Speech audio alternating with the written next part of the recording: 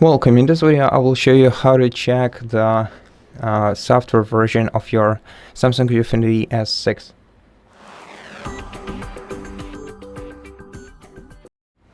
To do that, you have to press the joystick on the back side of your monitor once, then move it upwards to select menu, press power button or press the joystick once again to confirm, and then navigate up and down the sidebar until you reach support.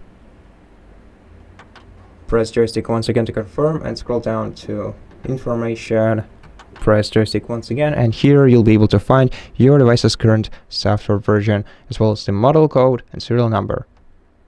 Then you can press the joystick once again to close this window and then move it to the left twice to close the on-screen display.